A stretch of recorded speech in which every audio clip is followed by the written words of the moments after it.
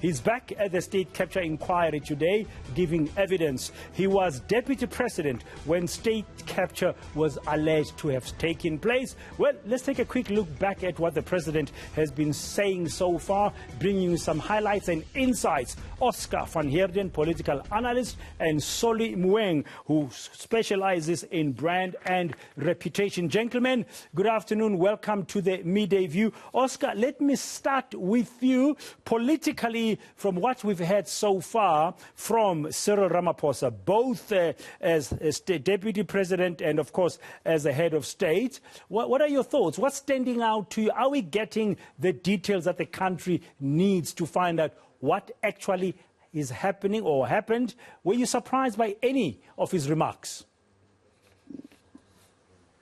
Thank you, Dan. Look, I mean, I think that what we appreciate as a nation, obviously, is the fact that we can actually hold a president accountable, that he can come and account to a commission that was set up by the presidency. And I think that is a very good thing for our democracy. As to the detail, I think that the president is trying his level best to allay allegations and fears. He addressed two in particular, Dan, one that was leveled against him by former Eskom Brian Molefe, as well as Mr. Makoko. And he specifically addressed those two to say that there is no validity in the accusations. So I do think that the president is taking the opportunity to try and inform the nation that he is someone of principle and that he has not actually participated in state capture as such. And I think that is a good thing.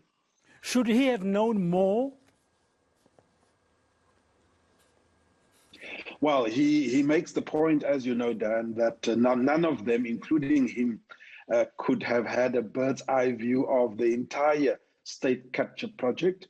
But I do think that the president can perhaps admit that as the deputy president, he should have been informed a little bit more about what was going on, especially since he says he took the decision to rather stay on the inside with the aim of wanting to change and stop state capture.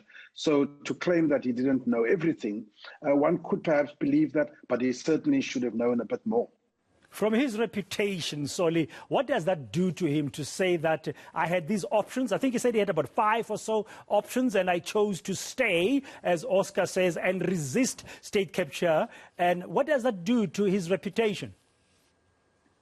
Well, you know, what he said is basically what has been said over the past 3 or 4 years, that he had to stay in there in order to avoid being fired by his former boss, former President Ramaphosa, Zuma, in order to be able to be in a position where he's at now to make the changes that need to happen.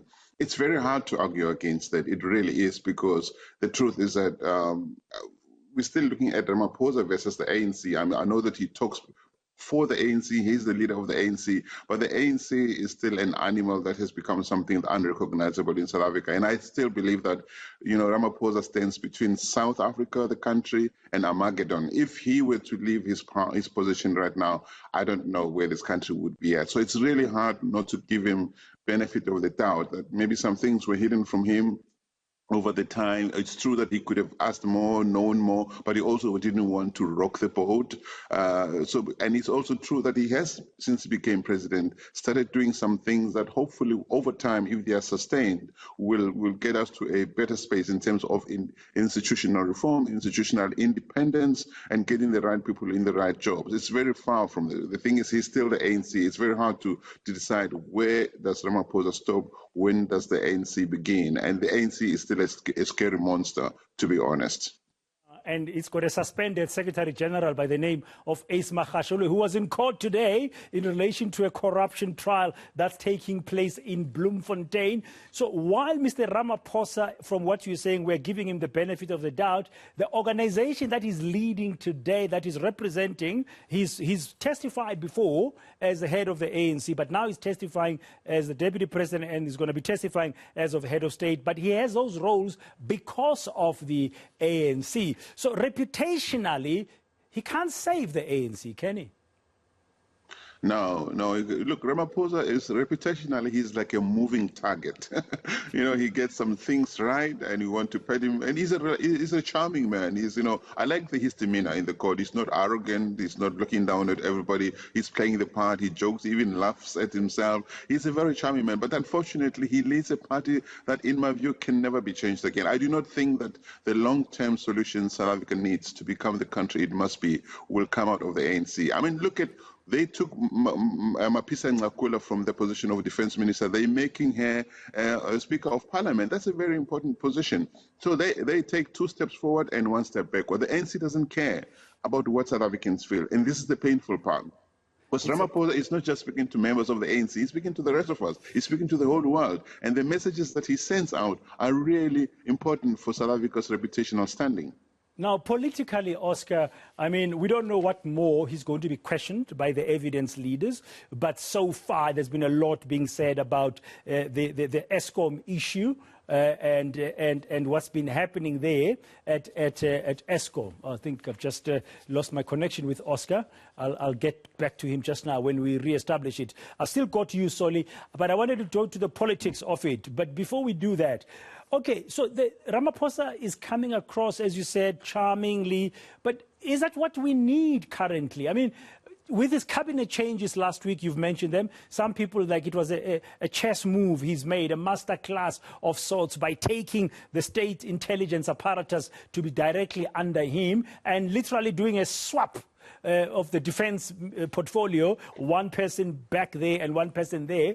But it's a gamble. It could be a gamble because Nosiviwe Mapisa Ngakula, if you look at the hierarchy of the state, Parliament oversees the executive. She's more powerful than Cyril Ramaphosa now. Yeah, absolutely. Look, somebody described this as somebody, Ramaphosa, driving a car that suddenly has 4 flat tires, and all he did was move the flat tires around. That's what he's done. But the thing is, we don't know to what extent Ramaphosa takes some of these decisions alone, to what extent he must. We should assume that the party has a say in where people get moved around, and probably he would not have made this decision on his own. That's why what is good for the ANC is no longer good for South Africa, and what is good for South Africa is no longer good for the ANC. Somebody said to me, somebody said Ramaphosa was told that Nosiviwe Mapisa Ngakula must go to Parliament. Oscar, I lost you there. I was coming to the politics of it all to say I don't know what he's going to end up looking like, but at this stage, solely saying give him the benefit of the doubt. He's charming. He's not arrogant. He's answering questions to the best of his ability. But politically, this is a very difficult time for the ANC.